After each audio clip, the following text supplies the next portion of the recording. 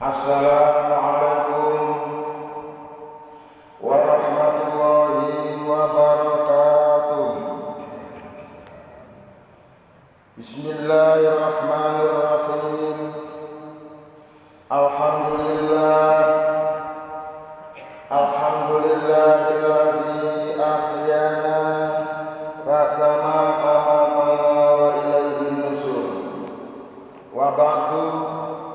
An Abi Hurairah qala Rasulullah sallallahu alaihi wasallam man tatahhara fi baitihi thumma masya ila baitin min buyutillah liyaqdiya faridatan min faraidillah kanat khutwatahu ihdahuma tahuttu khati'atan wal ukhra tarfa'u darajatan. Artosipun an Abi Hurairah utawi hadis menika bersumber saking Abu Hurairah. Kala sampun ngocap sapa Abu Hurairah. Kala sampun dawuh sapa Rasulullah sallallahu alaihi wasallam. Man utawi sapane wong tatahhara kang sesuci sapa man sesuci fi baitihi ing dalem griyane man atau di dalam rumah man summa masya banjur mlaku sapa man mlaku ila baitin mlaku ke suatu rumah min buyutillah sangka rumah-rumah Allah ya atas masjid lihat dia untuk memenuhi sokoman, memenuhi faridotan, memenuhi suatu kewajiban min faraidillah saka kewajiban Gusti Allah. Kanat mongko ana apa khutwatahu kedua langkah kaki man ihdahuma salah satu dari keduanya tatakhutu bisa menghapus apa langkah kaki khotiatan yaitu menghapus dosa-dosa wal ukhra dan langkah kaki yang lain ya ateges langkah kaki yang kanan tarfa'u iso ngangkat apa langkah kaki darajatan yaitu ngangkat satu derajat kebaikan. Hadis bersumber dari Abu Hurairah, ia berkata Rasulullah sallallahu alaihi wasallam bersabda, barang siapa yang berjalan menuju masjid dengan berwudu dari rumah untuk tujuan sholat berjamaah, maka langkah kaki yang kiri bisa menghapus dosa dan langkah kaki yang kanan bisa menambah pahala.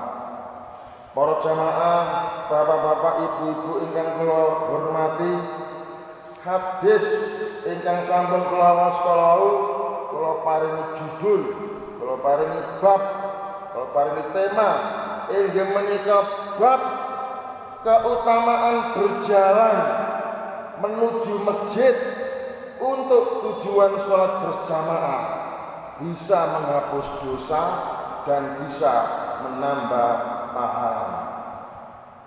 Para hadirin ingkang dimaksud kalian judul kala wau inggih menika maringi satu dorongan, maringi satu motivasi, maringi satu semangat dumateng panjenengan sedaya supados semangat nek sembayang aja nduk omah. Tapi sama dikai semangat nek sembayang kok ndek jero masjid omahe Gusti Allah. Sebab sembayang ndek omah ambek sembayang ndek masjid gak padha. Gak padha apane? Siji, mlakune sampeyan teko omah nggone masjid iku wis diganjar. Di samping oleh ganjaran iso mbusek dosa. Di samping oleh ganjaran iso mbusek dosa, kelipatan pahala salat berjamaah sampeyan diberi 20 kali derajat dening Gusti Allah. Dene kapan sampean sembah ndek omah, golek ganjaran mlaku yo gono, musek dosa yo gono, oleh 17 kelipatan yo gak. Nah, sebab itu sampean diberi satu motivasi, semangat supados nek sembahyang aja ndek omah, ayo ndek masjid, karena banyak pahala yang akan sampean dapatkan. Ini penjelasannya kados ngeten. Hadis ini memberi penjelasan kepada kita semua bahwa langkah kaki sampean menuju masjid untuk tujuan salat berjamaah itu akan dihitung oleh Allah Subhanahu wa taala, dihitung sebagai penghapus dosa, dan juga akan dihitung oleh Allah Subhanahu wa taala, dihitung sebagai penambah pahala. Maksudnya dosa-dosa sampean akan dihapus dengan langkah kaki yang kiri, dan pahala sampean akan ditambah dengan langkah kaki yang kanan. Jadi kaki yang kiri berfungsi untuk menghapus dosa, dan kaki yang kanan berfungsi untuk menambah pahala.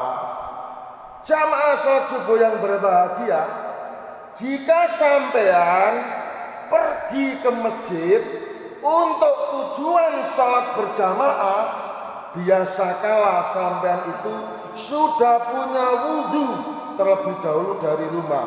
Wudhu dulu di rumah, sebab berwudhu di rumah, wudhune sampean teko omah itu merupakan bagian dari syarat terhapusnya dosa dan tertambahnya pahala. Namun apabila sampean terjadi batal wudhu, maka wudhu boleh dilakukan di masjid. Dengan demikian, salat yang sampean lakukan secara berjamaah di masjid akan terus menambah pahala sampean dan akan terus menghapus dosa-dosa sampean.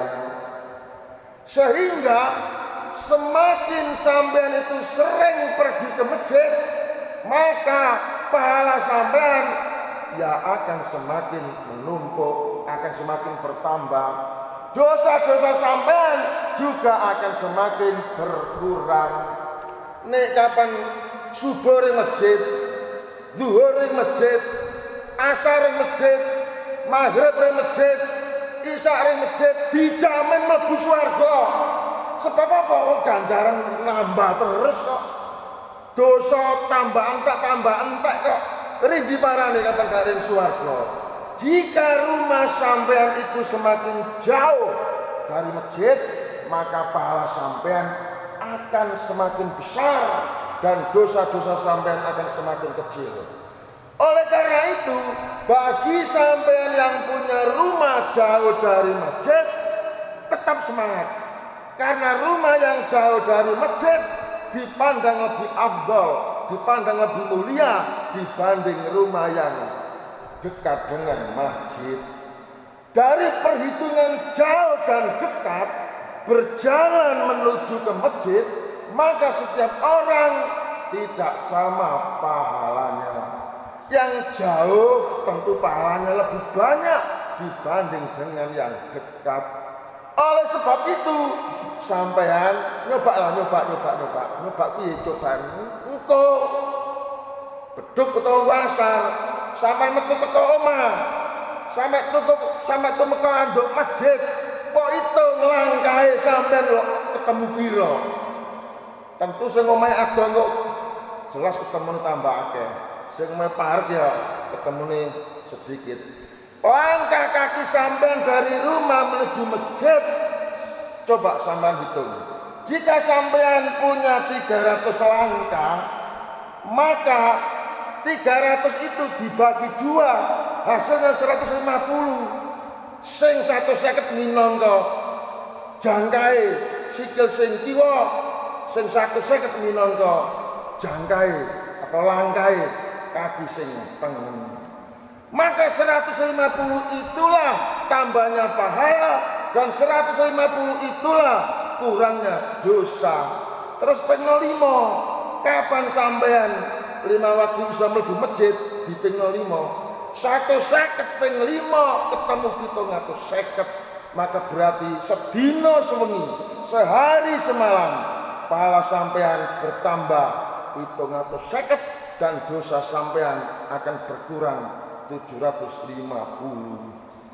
Oleh sebab itu, pergi ke masjid dengan berjalan kaki itu lebih afdal, itu lebih utama, itu lebih baik, lebih mulia dibanding sampean pergi ke masjid menggunakan kendaraan mobil umpamanya, sepeda motor umpamanya, ataupun kendaraan-kendaraan yang lain.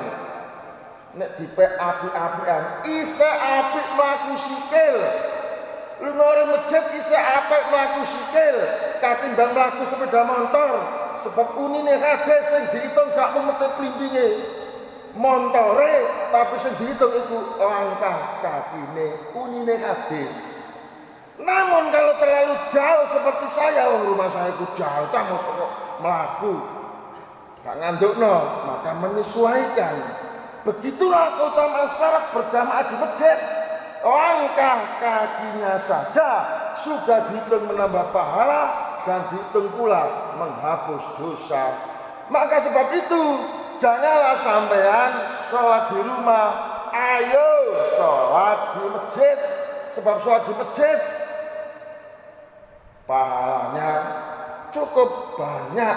Melakukan oleh ganjaran, sholatnya oleh ganjaran, dosanya dibusek, ganjaran ditambah.